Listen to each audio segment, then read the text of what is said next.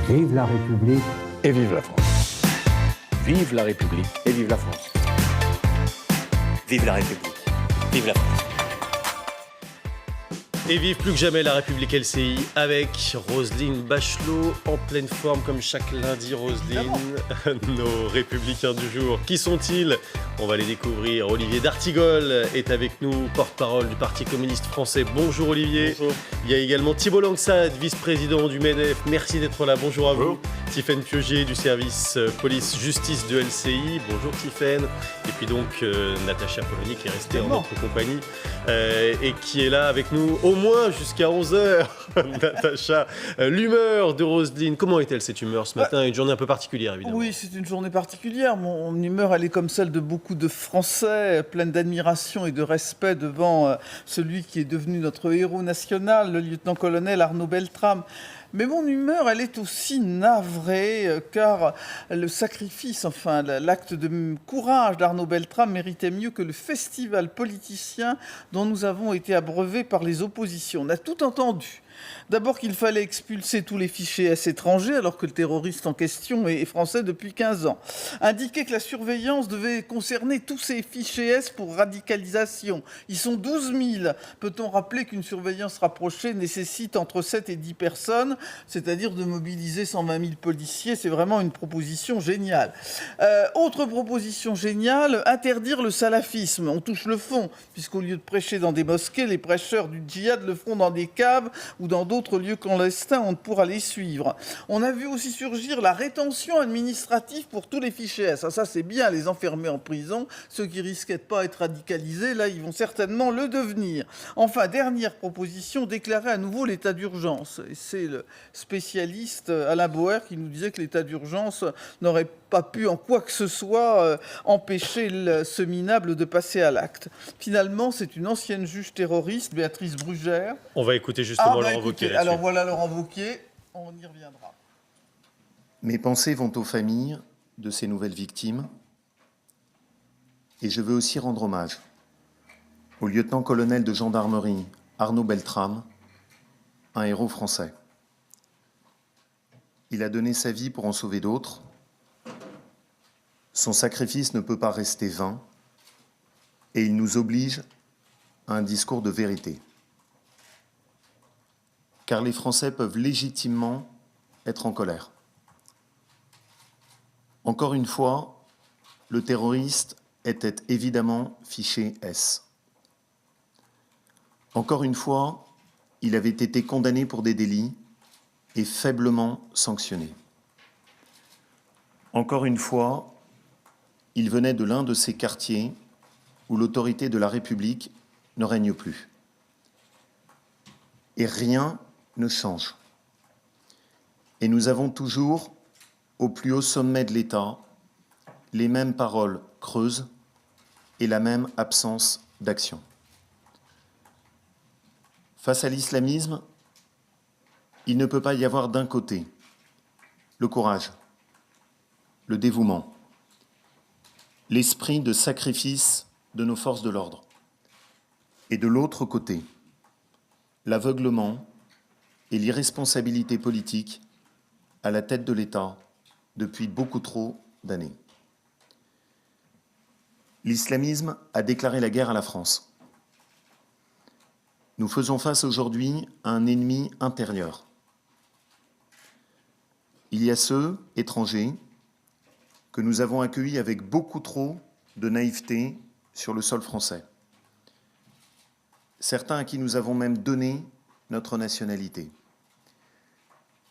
Et il y a aussi ceux qui ont grandi parmi nous, dans nos écoles, dont les familles ont bénéficié du généreux système social de notre pays et qui se retournent aujourd'hui contre la France.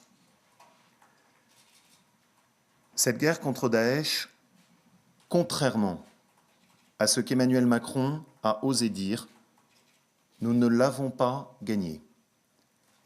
Et nous ne la gagnerons pas si nous n'utilisons pas toutes les armes, sans avoir la main qui tremble. Il n'y a plus de place pour la candeur. Nous ne vaincrons pas cet ennemi à coups de pas d'amalgame, par de beaux discours et des gestes symboliques. Emmanuel Macron s'est opposé à la mise en place de la déchéance de nationalité. Il a mis fin à l'état d'urgence. Il a laissé son ministre de l'Intérieur, il y a à peine quelques mois, expliquer que la menace terroriste avait baissé. Il ne combat pas le terrorisme qui ronge notre pays. Il ne lutte pas contre le communautarisme avec la fermeté qui s'impose. Emmanuel Macron se trompe tragiquement de diagnostic sur la barbarie islamiste lorsque, pour l'expliquer, il met en avant le chômage ou les discriminations. Ces propos sont non seulement insupportables, mais ils sont surtout irresponsables, parce qu'ils aboutissent à mettre en avant l'excuse sociale, au lieu de prendre les mesures sécuritaires qui s'imposent. Rien n'excuse que l'on tourne les armes contre la France. Je suis conscient de la gravité des choix qui s'imposent,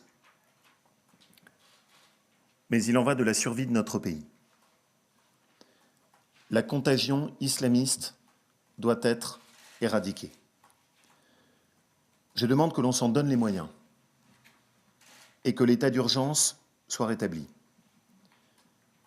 Je demande que l'on ne se contente plus de suivre les islamistes en attendant qu'ils passent à l'acte. Il faut les mettre hors d'état de nuire, avant qu'ils ne fassent couler le sang d'innocents. Il faut interner les plus dangereux, comme je le demande inlassablement depuis plus de 3 ans. Et il faut expulser immédiatement ceux qui ne sont pas français. De nombreux individus de nationalité étrangère et proches des mouvements islamistes continuent à résider sur notre territoire. Il faut le dire clairement, nous ne voulons pas d'eux sur notre sol. C'est aussi simple que cela. L'incitation à la haine de la France, qu'il y ait ou non passage à l'acte, doit conduire à l'expulsion immédiate des étrangers.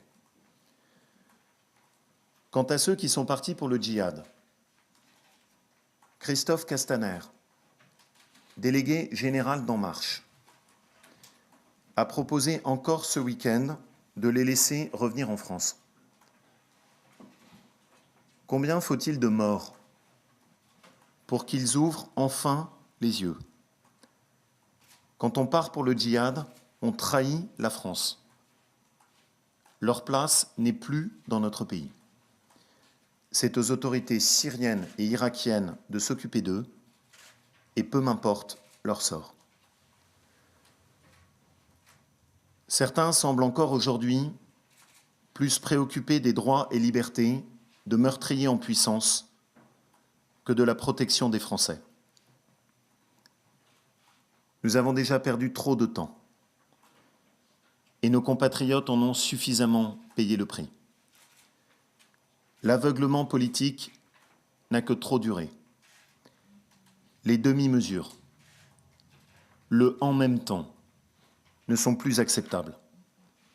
Les Français veulent des actes et des actes forts.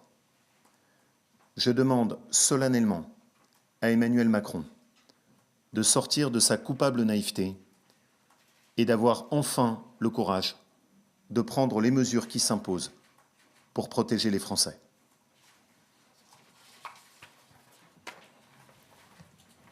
Et voilà donc pour cette intervention de Laurent Wauquiez. Roselyne, vous avez commencé cette émission justement par parler des contre-mesures proposées. Que pensez-vous de ce que vient de dire Laurent Wauquiez? Ça s'inscrit dans ce registre-là pour vous?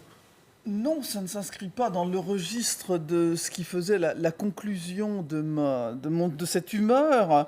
La juge antiterroriste Béatrice Brugère rappelle, tout le monde a la raison, en nous assurant qu'il n'y a pas de solution clé en main, mais que la solution passe par de profondes réorganisations de la police, de la justice, de l'administration pénitentiaire. Donc une action à long terme qui se heurtera à bien des corporatismes, au poids des contraintes budgétaires, et renverra certains de droite comme de gauche au bilan de leur politique passée. On voit la question du terrorisme en prison et de la question de la façon dont nos prisons sont surchargées ou sont en incapacité de prendre en charge les radicalisés. Laurent Wauquiez a quand même participé à un gouvernement ou à une mouvance politique qui a réduit, pour peut-être des bonnes raisons, les effectifs de la police. À l'époque, voilà. Voilà, c'est tout ça qui est à remettre sur l'établi, et je doute que les mesures qu'il a préconisées arrivent à régler cette question. Que pensez-vous de ces mesures, Olivier d'Artigol ? J'aimerais le prendre au mot, non pas ça peut surprendre sur le terrain des droits et des libertés, mais véritablement de l'efficacité. Je trouve qu'il y a un hiatus, un fossé qui se creuse attentat après attentat, avec une société française qui tient bon, qui tient le choc, qui ne glisse pas. Parce que ça serait... On n'a pas vu l'augmentation des actes... Parce que ce serait la victoire ultime des terroristes, c'est ce qu'ils visent. La division, la guerre civile. Et ça serait la conséquence... Non, mais c'est important, c'est-à-dire que la société française tient. Ouais. Et puis, la parole politique de certains, toujours les mêmes, on connaît le casting, à chaque fois ils se représentent, dans l'ordre, où on nous fait croire à un concours Lépine de la formule, de la solution. 60% de ceux qui ont frappé la France dans des attentats terroristes n'étaient pas fichés S. Il y a dans ce fichier, dans tout le monde, des spécialistes, différents sujets, différents cas. Tous les spécialistes, moi je lis attentivement ce que disent les personnes en responsabilité, qui ont une expérience, qui d'ailleurs arrivent à déjouer des attentats, qui arrivent à taper dans des filières, qui nous disent qu'on a besoin de renforcer les capteurs locaux, de renforcer la manière dont on peut prévenir la radicalisation. Je viens d'une ville, moi, où je le dis, je m'arrête sur cette première idée, où les éducateurs spécialisés dans certains quartiers pouvaient repérer des changements d'attitude, parfois des changements vestimentaires, et pouvaient alerter. Il y avait tout un réseau. Le milieu associatif, aujourd'hui, en a pris plein la figure. Et donc, moi, je suis pour de vraies solutions. Pas de là, je ne vais pas dire qu'il faut faire preuve de naïveté. Mais je ne vois pas dans l'intervention d'un dirigeant de droite, le premier, le début d'une solution. Et puis, il y a l'état du monde, il y a la solidarité qu'on devrait apporter aux soldats kurdes, qui sont les forces les plus avancées. Alors, restons sur le discours, si vous voulez bien, de Laurent Wauquiez il y a quelques instants. Est-ce que Thibault Lancel, il n'y a pas quand même des mesures qui pourraient faire sens, expulser les non-français, par exemple ? Bon, d'abord, dans un premier temps, je pense qu'on peut rendre hommage aux forces de police, de renseignement qui ont déjoué depuis un certain nombre de temps, un certain nombre d'attentats. Ça, tout le monde est d'accord. Et oui, mais il faut quand même le dire, parce que les moyens qu'on y met, cela fonctionne. Après, l'autre point, je ne suis pas tout à fait d'accord avec ce que vous venez d'exprimer sur 60% des auteurs d'attentats étaient fichés S. Il y a 40%. Il ne reste pas moins que 100% des acteurs d'attentats étaient en contact avec des fichiers S pour organiser, on va dire, l'acte criminel. Et donc, on voit aujourd'hui qu'on a la possibilité de conscrire ces acteurs. Toutefois, on a un maillage qui ne permet pas de pouvoir les identifier et d'arrêter, on va dire, le passage à l'acte. Néanmoins, le statut de fichier S doit évoluer. Ce que je veux dire, c'est que suivre un fichier S... Est-ce que ça doit évoluer au point que demande Laurent Wauquiez ? D'abord, il faut que ça passe devant un juge. Ça passe devant un juge, parce que c'est pour le moment une décision administrative. Il faut que ça passe devant un juge, qu'à partir de là, on puisse restreindre le comportement par la liberté de l'individu, et à partir de là, d'avoir un certain nombre de mesures qui permet, peut-être, d'aller jusqu'à l'expulsion si la personne est en capacité d'être expulsée. C'est Autrement possible dit, aujourd'hui étranger. d'expulser une personne. Mais pour son- encore faut-il qu'il soit en mesure de pouvoir l'être. Et donc, le il y a une juge. graduation qu'il faut mettre en place, qui est aujourd'hui insuffisante. Quand il y a 20 000 fichiers S, c'est 12 000 qui sont suivis par la police pour radicaliser. Radicalisation, oui. Eh bien, il faut prévoir crescendo un certain nombre de sanctions pour pouvoir, ou en tout cas de restreindre leur capacité de mouvement pour aller peut-être jusqu'à l'expulsion sur des auteurs étrangers et eux ou de double nationalité. Là, aujourd'hui, on ne va pas suffisamment loin. Natacha Polony. Je pense que c'est aussi une question de perception de la façon dont cette radicalisation s'opère dans un milieu. C'est-à-dire que, par exemple, quand Laurent Wauquiez dit que la question de la haine de la France doit être un motif pour expulser une personne étrangère, pour le coup, ça ne me choque pas. C'est-à-dire que je ne vois pas pourquoi la France ne pourrait pas décider que sur son territoire, elle ne veut pas de gens qui lui crachent à la figure. Ça, c'est le genre de choses qui ne me choquent pas. Ça ne résoudra pas le problème, mais vous voyez, c'est un ensemble de faisceaux. C'est-à-dire la question est de savoir comment on considère le rapport que chacun dans cette société a à la nation et à la communauté politique. Et donc, il me semble qu'il y a aussi de la part de l'ensemble des forces de police et des forces de justice une façon de prendre le problème, qui ça va prendre beaucoup de temps, mais qui doit être revue. C'est-à-dire cette idée, en effet, que nous affrontons des ennemis qui sont des ennemis qui dissimulent. On se souvient de l'assassin du père Hamel, qui était sous bracelet électronique et qui avait expliqué que non, il n'y avait aucun problème, il allait retrouver du travail, etc. Donc il y a de fait une forme de naïveté dans la société française et il va falloir en sortir petit à petit. Il y a cette idée que nous devons nous armer tous moralement, c'est-à-dire prendre conscience du danger et ne pas considérer que tout cela est anecdotique. Latifa Imdiaten, la mère d'un des soldats victimes de Mohamed Merah, a déclaré ce matin sur Radio Classique qu'elle avait croisé le terroriste, un jour où elle venait faire une conférence à Carcassonne, puisqu'elle fait des conférences dans la France entière, pour essayer de prévenir les jeunes contre la radicalisation. Et elle dit, j'ai rencontré cet homme qui était dans un café à côté et qui m'a dit « Vous n'êtes pas une bonne musulmane, vous devriez pas porter le voile parce que vous n'êtes pas une vraie musulmane, etc. » Elle dit ce genre de discours, la haine qu'il avait dans le regard, ça devrait inquiéter immédiatement. Ouais. C'est-à-dire que ça n'est pas anodin, ce genre de discours. Ça n'est pas, et il n'y a pas comment dire, il n'y a pas à se dire oui, mais il n'y a pas de passage à l'acte, oui, mais il y en a qui sont quiétistes, qui veulent pas qui passeront pas à la violence. C'est juste une question de perception de la religion. Non. Sébastien Boussois nous a rejoint. Bonjour à vous, co-auteur de France-Belgique, la diagonale terroriste. Les mesures proposées il y a quelques instants par Laurent Wauquiez, la question qu'on se pose, c'est est-ce que ça serait efficace ou pas rétablir l'état d'urgence, interner les plus dangereux et expulser les non-français ? Écoutez, je crois qu'il est difficile de réinventer l'eau chaude. En fait, personne n'a trouvé aujourd'hui de solution à cette question. Donc on est en permanence en train d'essayer d'ajuster. Et à chaque attentat, on a l'impression un peu de découvrir les choses. La réalité est que expulsion, je veux bien. La question, c'est expulser pour aller où ? Ça sous-tend évidemment que la question des binationaux revient, je dirais, en priorité. Dans le cas d'un franco-marocain, par exemple, ce qui est le cas pour celui de vendredi. Absolument. Mais il faut quand même bien distinguer, et je pense notamment à Dounia Bouzar qui a très bien séparé les choses, c'est-à-dire qu'on sait que globalement, ceux qui basculent dans la violence extrême, c'est-à-dire ceux qui ont commis les attentats récents, et ceux de filière également, sont effectivement peut-être d'origine. Mais la question est, est-ce qu'on doit à chaque fois se poser la question de l'origine ? La question en réalité, c'est qu'une partie est française, une partie ne l'est pas. Donc sur ce terreau-là, on peut effectivement distinguer. Je crois que fondamentalement, et je suis assez d'accord avec Natacha Polony sur la question des valeurs ou de l'adhésion aux valeurs du pays ou de la nation. Il y a un certain nombre d'éléments qui peut-être à un moment ou à un autre ont fait que certains jeunes, beaucoup en réalité, ont été en décrochage. Je pense par exemple, je reconnais que j'ai eu la chance d'échapper au service militaire, mais je cite toujours cet exemple-là parce que ça a été l'opportunité pour beaucoup de jeunes à l'époque, soit de rattraper certains éléments liés à un décrochage scolaire, soit d'un point de vue identitaire. Décrochage républicain, quoi. À un moment ou un autre d'adhérer. Je crois que cet élément est important. Ce qu'il faut rappeler, je finis là-dessus, c'est que de toute façon, ceux qui se retournent contre nous, en général, sont ce qu'on appelle en anglais les home growers, c'est-à-dire ce sont nos propres jeunes. Donc la question est de se poser la question, que fait-on avec ? Les renvoyer où ? Dans un pays qui n'existe pas pour eux en réalité ? Je crois que c'est une vraie question. Et la question de la naïveté du gouvernement, elle a été posée par Laurent Wauquiez, naïveté réelle ou supposée ? Coupable naïveté. Coupable naïveté, exact, absolument, le terme est fort. Bruno Le Maire avait répondu sur ce point déjà ce matin, écoutez. Aucune naïveté de la part du président de la République. Aucune naïveté de la part de ce gouvernement.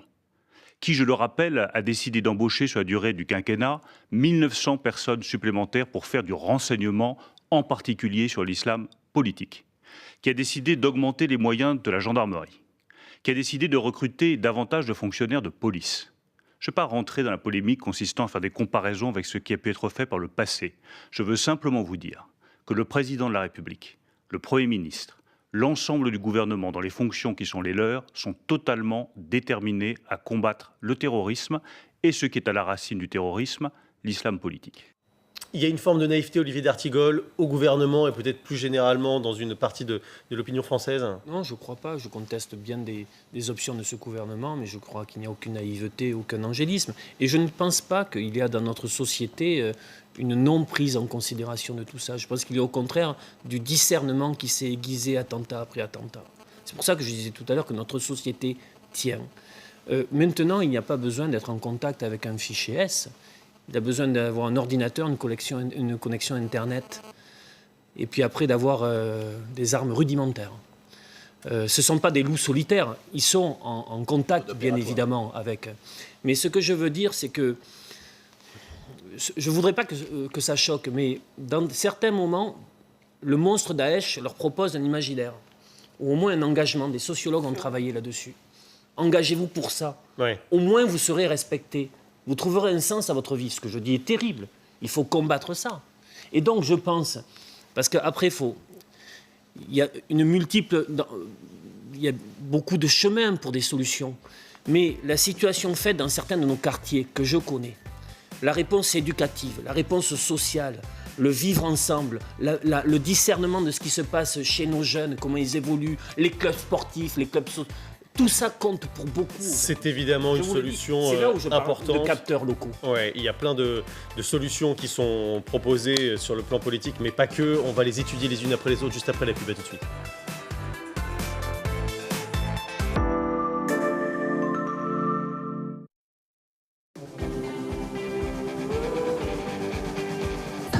Pour vous, TUI a créé vos vacances en Club Marmara au départ de 15 villes de France. La Tunisie à partir de 499 € en tout inclus sur TUI.fr ou agence de voyage. TUI, numéro 1 mondial du voyage. Regarde. Pour Pâques, le bon chocolat Lindt se transforme en un délicieux lapin or. Avec une clochette pour que tu le trouves. Lapin or, toute la magie de Pâques par les maîtres chocolatiers Lindt. Voici les Hautefeuilles. Vivre sur cette terre familiale apporte son lot de problèmes. Il faut savoir s'adapter aux circonstances, dit le père. Une chose dont ils n'ont pas à se soucier, c'est d'avoir une pelouse parfaitement tondue. Et tout ça, grâce à leur Automower Husqvarna. Découvrez-le chez votre voisin. Rendez-vous sur husqvarna.fr. Tous les jours, c'est la course. Il y a tellement de choses à faire. Ah, ça, c'est pour moi. Pas une minute pour soi. Alors parfois, on a besoin de se ressourcer. Avec Lipton Green Iced Tea, un délicieux thé vert glacé, faible en calories. Et on est prêt à repartir. Avec Lipton Green Iced Tea, ressourcez-vous. Est-ce que tester une semaine gratuite, ça vous a aidé à vous lancer? Ouais, carrément. J'avais rien à perdre, juste mes kilos.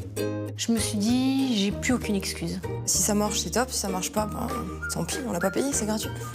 Tester une semaine, c'est gratuit. 7 petits déjeuners, 7 déjeuners, 7 dîners, gratuits. Et vous perdrez 2 kilos la semaine prochaine. Appelez le 0800 106 106.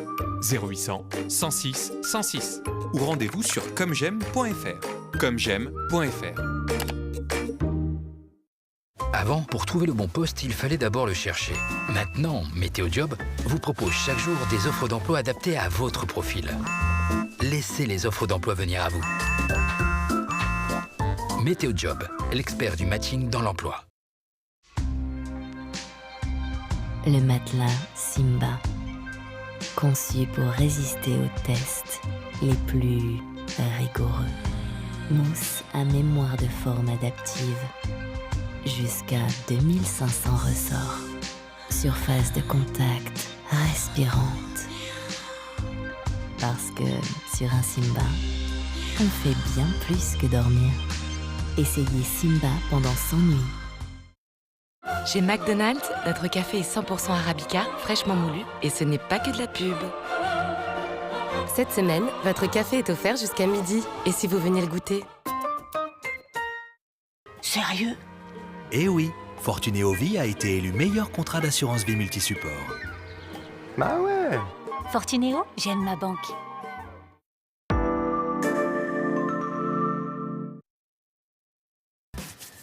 La République LCI de retour avec Roselyne Bachelot, bien sûr, et nos républicains du jour. Je vous les rappelle, Olivier d'Artigol, qui est porte-parole du Parti communiste français. Il y a aussi Thibault Langsade, vice-président du MEDEF. Sébastien Boussois, co-auteur de France-Belgique, la diagonale terroriste. Tiffaine Piogier, du service police-justice de LCI. Et bien sûr, Natacha Polony, qui est avec nous. On va aller à Carcassonne, ou dans l'Aude, en tout cas devant le Super U, où s'est déroulé le drame vendredi avec Céla Bougriou. L'enquête qui est toujours en cours, c'est là sur place. Oui, exactement. Et le profil de la jeune femme, la compagne de Redouane Lagdim, qui a été placée en garde à vue, se précise. Une jeune femme, 18 ans, convertie à l'islam. Et jusqu'ici, les renseignements ne la considéraient pas comme une menace imminente. Et du coup, eh bien, elle a été repérée pour ses activités sur les réseaux sociaux. Donc, une femme qui montre des signes clairs de radicalisation, selon une source judiciaire à LCI, mais qui n'était pas considérée comme étant une menace imminente, et c'est la raison pour laquelle elle fait partie de ce qu'on appelle le spectre bas en fait des fichiers S. Il y en a en tout 12 000 en France. Et ce que je peux vous dire également, c'est que lors de sa garde à vue face aux enquêteurs, eh bien, elle a cautionné les attentats.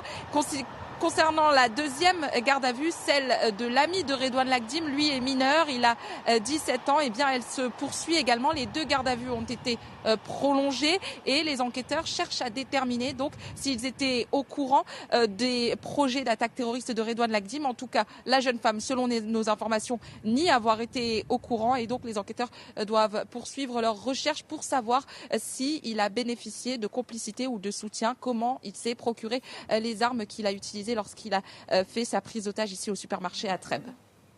Merci beaucoup, Céla. On va refaire un point dans quelques instants sur l'enquête avec Tiffaine Piogier qui est avec nous. Mais d'abord, les réactions politiques, la suite des réactions politiques après ce que vient d'annoncer Laurent Wauquiez, qu'on peut rappeler peut-être. Oui, Laurent Wauquiez a donc proposé 4 mesures principales. Redécréter l'état d'urgence, interner les fichiers S les plus dangereux, expulser les personnes qui incitent à la haine de la France et ne pas permettre le retour des djihadistes en France. Tout cela est dans un contexte, dans le discours de Laurent Wauquiez, de mise en cause extrêmement sévère d'Emmanuel Macron, accusé de coupable naïveté, d'aveuglement et d'irresponsabilité politique. C'est aussi le sens de l'intervention de Nicolas Dupont-Aignan ce matin. Écoutez.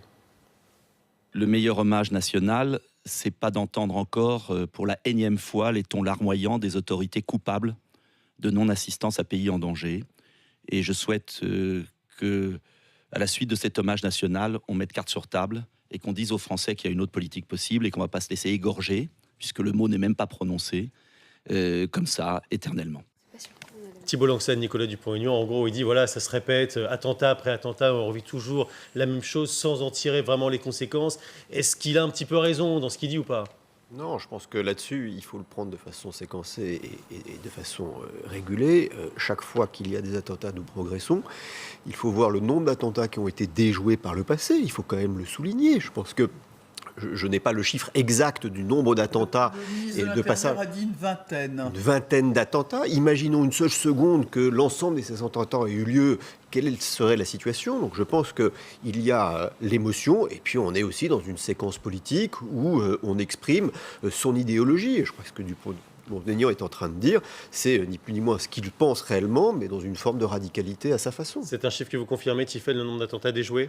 Oui, 22 attentats déjoués depuis le 1er janvier 2017. C'est Gérard Collomb qui l'a annoncé. Ça veut dire, Sébastien Boussois, que les services de renseignement travaillent aussi bien que possible avec l'arsenal dont ils disposent. Oui, je crois qu'il est assez facile, de la part d'un dirigeant politique, de viser directement son concurrent ou son opposant. Les services travaillent énormément. Je crois qu'ils en ont tiré les leçons de 2015-2016. Je crois qu'il ne faut pas s'arrêter non plus qu'à la question des fichiers S. En réalité, ce que je voulais dire tout à l'heure, Dounia Bouzar a fait une tribune où elle explique que les facteurs d'engagement sont plus importants que les caractéristiques personnelles. Or, en réalité, les fichiers S contiennent dedans des informations qui ne ne concerne que les caractéristiques. En gros, on est en train de continuer à chercher les gens qui sont en train de prier. Or, on voit bien que c'est beaucoup plus complexe, beaucoup plus compliqué, et qu'il y a d'autres personnes qui, je dirais, sont en train de fermenter. C'est bien là l'importance de Ils ne sont jamais à la mosquée, mais ils sont devant leur ordinateur. C'est le djihad 2.0, c'est la force d'une idéologie qui aujourd'hui est en train de mimer le phénomène d'Al-Qaïda, c'est-à-dire qu'on n'est plus dans une territorialité matérialisée de l'État islamique, on est dans une extraterritorialité et dans une nébuleuse qui a explosé entre guillemets et qui aujourd'hui touche à peu près, je dirais 50 à 60, il y a 50 à 60 pays dans le monde qui ont des embryons. Et les embryons ne demandent qu'à être sur un terreau favorable avec à un moment une fenêtre d'opportunité, comme le dit Rick Koulsat. Mais ce qui est intéressant dans le cas du terroriste de Trèbes et de Carcassonne, c'est qu'il était dans plusieurs fichiers, dont donc le fichier des personnes recherchées, les fameux fichiers S, on en parle depuis tout à l'heure, mais également dans le FSPRT. C'est un petit peu technique, mais c'est un fichier qui regroupe les personnes radicalisées. C'est ce fichier-là qui est intéressant, beaucoup plus que celui des fichiers S. Voilà, ce fichier, ils sont 20 000 à peu près dedans. 16 000, à peu près un petit peu moins, pour radicalisation. Et dans ce fichier, donc, lui, il a été inscrit en 2015 dans ce fichier. Et puis, quelques mois plus tard, on l'en a ressorti. Et puis son nom est réapparu, on l'a réinscrit dans ce fichier et il était question... Donc il y a un problème de coordination entre les différents... On a eu du mal à évaluer sa dangerosité. On s'est dit, on va le ressortir finalement, ces liens avec la mouvance islamiste ne sont pas avérés. Il y a un point quand même qui... Puis il était question de l'en ressortir une nouvelle fois. Moi, il y a un point qui me perturbe, c'est que à chaque fois qu'on a ce genre d'attentat, on ne voit pas la communauté religieuse s'exprimer. Tout ceci, ce sont des gens qui nuisent gravement à la communauté religieuse musulmane. On a entendu quand même. Oui, mais ce que je veux dire, c'est que quel est le mode opératoire qu'elle peut utiliser elle-même Il n'y a pas de clergé dans la... Mais attendez, il n'y a pas de clergé, je suis d'accord, mais il était dans des mosquées. Il a été identifié. La famille, l'entourage, l'écosystème musulman doit participer également. Et alors, il y a une forme d'omerta et de silence. Alors oui, il s'exprime pour condamner, c'est la moindre des choses, mais on n'a pas le sentiment que cette communauté musulmane, ou en tout cas dans son organisation, est attentive de façon réelle, comme on pourrait l'attendre. Je ne vais pas le comparer par rapport à d'autres religions, mais là je suis perturbé parce qu'on a le sentiment, c'est le sentiment perçu, qu'il y a une forme de silence qui s'opère à chaque attentat. Nous parlons en ce moment même uniquement des forces de police, de gendarmerie, des fiches de renseignement. Tout ceci interagit dans un écosystème musulman qui doit permettre aussi Écoutons quand même certaines personnalités de la communauté musulmane qui étaient présentes hier à la messe. Écoutez. Donc, en tant que musulmans aussi, très important pour nous d'être là. Encore une fois, donc, pour montrer notre soutien et notre solidarité. Et voilà, donc éviter qu'il y ait tout amalgame qui puisse être fait. Et puis montrer que les musulmans donc, savent aussi donc, être à côté donc, des personnes qui ont été atteintes dans ce qui leur est de plus cher. C'est la France multicolore, multirace, multiconfession. Il faut que tout le monde mette ça dans la tête et qu'on est condamné de rester, de vivre ensemble et de combattre ces brebis égarées. La parole des Chibani, c'est toujours très importante, des vieux de la communauté musulmane. Mais il y a une rupture générationnelle, parce qu'on a l'impression qu'il y a aussi, justement, vous parlez des vieux, entre guillemets, oui, parce que on a entendu aussi des jeunes Alors, par rapport à tout ça, d'abord, n'oublions pas que les musulmans ne sont pas spectateurs de tout ce qui se passe. Ils sont d'ailleurs les premières victimes de Daesh à l'échelle du monde, en termes de victimes du terrorisme. Il faut le rappeler de temps en temps. Oui, mais c'est bien. Là, ça n'avait pas été fait, donc je le fais. Après, moi, je ne peux parler que des territoires qu'on connaît. Je trouve, au contraire, que la communauté musulmane est à chaque fois dans la réaction, pas uniquement dans l'empathie, mais en essayant aussi de trouver des solutions, de voir les signes de radicalité. Il faut, lorsque des imams prêchent la haine, qu'ils soient reconduits à la frontière. On peut fermer des mosquées salafistes. La loi française, aujourd'hui, le permet. Mais concernant le renseignement, regardons ce qui s'est passé.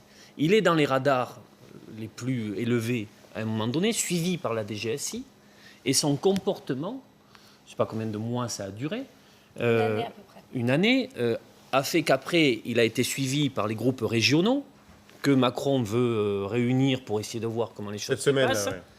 Et puis après, rien dans son comportement ne peut laisser entendre un passage à l'acte, puisque le fichier S ou les fichiers, quels qu'ils soient, sont des éléments de suivi, de renseignement pour mesurer la dangerosité, le passage à l'acte.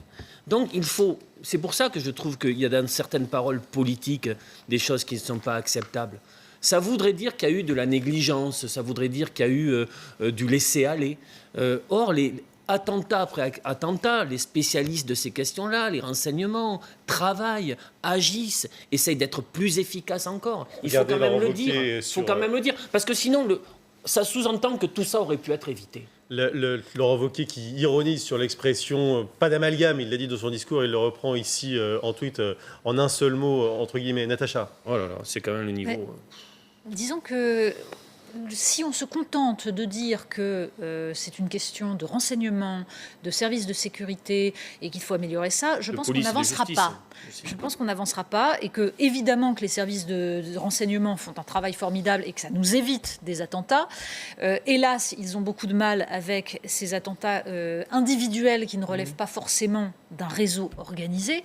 Pour autant, c'est un ensemble de facteurs. C'est un ensemble de facteurs qui produit ce genre de passage à l'acte et c'est un ensemble de facteurs sur lequel il faut agir. Mais je pense que Thibault Langsad a raison. Il y a la question de l'islam, c'est-à-dire en quoi les musulmans, partout dans le monde, et en France donc, sont sous pression de l'islam politique qui finalement leur fait d'un chantage au véritable islam et qu'il faut absolument qu'ils réussissent à sortir de ça. C'est-à-dire cette idée que plus il y aurait une lecture littérale des textes et plus on serait un bon musulman. Mais ça, c'est le travail des musulmans dans leur ensemble, d'aller vers une réforme de l'islam et une réflexion. Mais il faut absolument que ça ait lieu parce qu'on voit bien qu'il y a une spécificité de l'islam en ce moment qui a perdu sa capacité qu'elle a eu pendant des siècles, tout simplement, à proposer diverses lectures de l'islam. Et aujourd'hui, on n'entend plus que les radicaux. Mais il y a autre chose. Il y a aussi la question de la société française et de la façon dont elle se perçoit. Vous parliez des associations, mais les associations, il y en a qui font un travail formidable, et puis il y en a d'autres qui, pendant des années, ont été subventionnés par l'État pour produire un discours qui était un discours victimaire. Il y a aussi l'état du monde, les guerres, la manière dont Daesh a été financé, la manière dont les soldats kurdes sont aujourd'hui abandonnés, la manière dont on a la manière dont nous avons déstabilisé le Proche-Orient, d'accord. Dont on négocie avec Erdogan. Je suis d'accord avec vous là-dessus. Sébastien Boussois. Je commencerai d'abord en évitant effectivement d'essentialiser. Je crois que la question de toujours passer son temps à montrer du doigt l'islam, c'est une véritable question, je l'entends. Maintenant, la question est aussi quel est notre rapport, et effectivement ça vient d'être dit, puisque je suis géopolitologue, quel est notre rapport à des pays qui génèrent ça? C'est-à-dire qu'on a un peu l'impression à un moment que même les musulmans, puisqu'on a une envie parfois de les mettre dans une catégorie comme ça monolithique, alors que c'est beaucoup plus compliqué que ça. Voilà. Qu'est-ce que l'on fait d'un point de vue géopolitique, par exemple, pour que des pays comme la France et les États-Unis arrêtent de continuer à vendre des armes à l'Arabie Saoudite? Je ne sais pas si vous avez vu la vidéo de Donald Trump expliquant devant MBS, Mohamed Ben Salman, sa fierté qu'il avait eu de vendre des armes par milliards à l'Arabie Saoudite, qui ensuite se retourne contre nous, puisque l'idéologie daéchiste, elle le dit clairement, elle est clairement véhiculée depuis le wahhabisme et le salafisme qui vient d'Arabie Saoudite. Quand ça se passe au niveau d'un petit quartier, on a un défaut d'information et un défaut de sensibilisation. Bon nombre d'organisations de prévention font un travail extraordinaire. Je tiens à saluer effectivement ça en premier. Il y a eu des dérives comme tout le monde, parce qu'à un moment on ne savait pas trop, on tâtonnait, comme certains ont tendance à le dire en ce moment. Et puis, petit à petit, on se rend compte que les organisations de prévention ne peuvent pas faire tout seules. Elles sont souvent en lien effectivement avec les communautés. Elles sont en lien sur le terrain local, là où on n'a pas toujours toutes les informations pour tous ces jeunes qui sont à un moment en décrochage. Et elles tentent de faire ce travail. Et je crois que la radicalisation se niche là où on manque d'informations, c'est-à-dire il y a eu la suppression de la police locale à un moment, il y a eu ce type d'élément-là qui est problématique puisqu'on a besoin du local et le réseau de prévention se fait. Mais ça se niche là aussi où il y a des facteurs où par exemple des éducateurs ne jouent pas leur rôle. Aujourd'hui, on est de plus en plus alerté sur les questions des clubs sportifs. On trouve tout de même certains formateurs qui devraient être des éducateurs aux valeurs de la République et qui sont l'inverse. Donc il va falloir aller chercher absolument partout comment reconstruire tout ça. Et comme il y a des éducateurs aujourd'hui qui font en sorte que des jeunes filles d'un quartier populaire s'inscrivent dans les clubs sportifs, elles se désinscrivent. Et je vous prends un exemple. Pau est un chantier à ciel ouvert. On a beaucoup de grands travaux. Normalement, la loi a prévu des clauses sociales d'insertion des jeunes des quartiers populaires. C'est pas appliqué. Faut-il interdire le salafisme ou le wahhabisme? C'est l'une des questions qui a été posée ce week-end, notamment par Manuel Valls. On écoute Manuel Valls qui était ce matin sur France 2. Bien sûr, on n'interdit pas une idée. C'est toujours difficile. Mais le salafisme, l'islam politique, l'islam radical, celui aussi des frères musulmans, des organisations qui ont pignon sur rue dans notre pays, qui professent d'une manière ou d'une autre cette idéologie totalitaire, doivent être combattues. Qui s'en charge ? Comme on combat les sectes. Et sur ce point, la réponse d'Alain Bauer juste après. Écoutez. Depuis que le monde est monde, il y a des extrémistes et des fanatiques. S'il suffisait de les interdire, comme le maire d'une commune a décidé d'interdire qu'il pleuve ou d'obliger le soleil à se lever tous les matins, ça se ferait. C'est impossible. Bon, cette question n'a pas de sens. Elle ne mérite même pas d'être traitée. On n'interdit pas, on ne peut pas interdire le salafisme, Thibault Lanciane. Le problème, c'est que le salafisme est contraire aux lois de la République. Ce sont des gens qui considèrent que les lois de la République leur pêchent pas de pouvoir exercer leur religieux, voire même qui défient les lois de la République. Donc la question, elle est légitime. Après, est-ce qu'on peut réellement l'interdire ou est-ce que c'est une utopie ? Ça, je n'en sais rien. Mais force est de constater que les gens qui sont des salafistes combattent les lois de la République. Donc nous avons un problème qui est ouvert. Sébastien Boussois, comment on fait sur le plan opérationnel ? Je crois qu'on est dans une obsession sur cette question-là qui mérite, la question mérite d'être posée, mais fondamentalement, effectivement, c'est ce que dit Alain Bauer, comment vous voulez arrêter une idéologie ? Aujourd'hui, la radicalisation, elle se passe dans deux endroits. Elle se passe en prison et elle se passe sur Internet. Comment arrêter Djihad 2.0 ? Il y a des programmes européens, je pense notamment au programme européen Practices, qui tentent de décortiquer les processus et qui tentent notamment, à travers Google ou à travers des sociétés comme ça, Jigsaw par exemple, de voir par des algorithmes, comment est-ce qu'à un moment ou un autre, quand un jeune dans sa chambre, tout seul, va sur une vidéo de propagande daéchiste qui existe tous les jours, qui continue encore à être diffusée tous les jours, comment est-ce que l'on peut court-circuiter, faire par ce qu'on appelle un programme redirect. Il y a encore aujourd'hui une présence de l'État islamique sur les réseaux, malgré sa quasi-disparition sur le ça a disparu sur la terre de Shams, comme on dit en Irak et en Syrie, mais il y a aujourd'hui ce que j'appelle des franchises qui se sont développées un peu partout, y compris au cœur même des frontières terrestres de l'Europe. Je pense aux Balkans, je pense à la Bosnie, et à mon avis, un terreau très favorable pour continuer, y compris idéologiquement, à sensibiliser les gens. Je pense à l'exemple du massacre, du génocide de Srebrenica.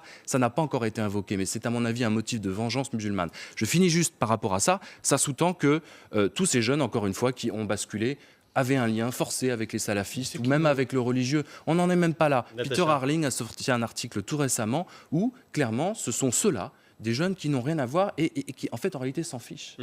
Non mais ils ne s'en fichent pas complètement non plus. C'est-à-dire que ce n'est pas parce qu'ils n'ont pas un parcours religieux avant qu'il n'y a pas un facteur déclenchant, c'est-à-dire la rencontre entre l'islam politique tel qu'il existe et tel qu'il se développe dans le monde et l'ensemble de ressentiments et de frustrations que nourrit un jeune qui va trouver dans cet islam politique une espèce de prétexte à déverser sa haine. C'est toute la différence entre autant, Al-Qaïda et Daesh. Oui, Al-Qaïda était dans un projet, Daesh s'occupe des jeunes. Pour autant, on ne peut pas faire comme s'il n'y avait pas un substrat. C'est-à-dire la question est de savoir si, sur le territoire de la République, nous trouvons totalement anodin qu'une idéologie développe un séparatisme. C'est ça que développe le salafisme. Est-ce qu'il est normal qu'on considère que des quartiers entiers font quasiment sécession et ce sont des endroits où on estime que les femmes et les hommes ne peuvent plus se tenir par la main. La loi de la République doit bien sûr... C'est un substrat. C'est là-dessus que vient se greffer le ressentiment des individus. Il y a aussi des choses à voir et qui n'ont pas été évoquées. C'était peut-être pas le propos de Laurent Wauquiez qui se plaçait dans l'urgence au propre et au figuré, mais la question de l'école, d'être en appui sur certains professeurs. Vous avez des collèges et des lycées, il n'y a même plus d'assistante sociale. Je veux dire, en fait, il faut rebudgétiser, réinvestir dans les lieux. La négation de la réalité scientifique, des enfants qui sont endoctrinés. Ce qui me surprend un peu sur la proposition Valls, quand même un ancien Premier ministre, c'est laisser entendre, c'était dans le billet de Roselyne au début de l'émission, que l'interdiction du salafisme, je suis d'accord avec l'analyse que vous en faites, c'est bien ce qui se joue, réglerait le problème. Alors on peut sanctionner des comportements, des discours haineux, reconduire à la frontière ceux qui se livrent à cette haine, mais ne pensez absolument pas qu'une décision d'interdiction du salafisme réglera la question d'un claquement de doigts. Bien évidemment, ce courant abominable continuera à se répandre. Et même, essayons de réfléchir ce que produirait ce type de décision. Permettrait une organisation, en effet, etc. Il faut regarder derrière la manière dont les choses peuvent se passer. Parce que bien sûr que c'est bien de faire une émission et de sortir cette phrase-là. Mais après, concrètement, d'abord, le droit ne le permet pas véritablement. Il faut aller sur Internet, on trouve rapidement, c'est pas la première fois que la question est posée, les professeurs de droit qui nous disent le Conseil d'État s'est d'ailleurs prononcé en d'autres temps, mais derrière ça peut produire pire. Thibault Langsana. Moi je suis désolé, je peux pas entendre ça. J'entends ce que vous exprimez, mais vis-à-vis de nos concitoyens, quand vous avez des gens qui ouvertement condamnent les lois de la République et se mettent en marginalisés, vous ne pouvez pas dire on va les laisser s'exprimer au titre qu'on est une terre d'accueil et de liberté. Est-ce que l'interdire règle la question ? Ça, c'est un autre sujet. Et vous voyez bien. Non, mais ce que je veux dire, c'est qu'il faut véritablement trouver des solutions qui permettent que ce genre de comportement soit totalement interdit, et voire même dans une graduation judiciaire beaucoup plus forte, qu'il ne l'est pas suffisamment. Quand on a encore des reportages ou des gens qui s'expriment sur la liberté entre les hommes et les femmes, qui tirent des propos haineux, je ne vois pas ces propos qui soient réellement condamnés. Il y a déjà l'arsenal pour les condamner. Appliquons-les. Il n'y a pas la peine de faire des lois supplémentaires. Mais elles ne le sont pas. Quand on voit les gens qui sont interrogés, pour le moment, ça donne le sentiment d'un certain laxisme et de flottement.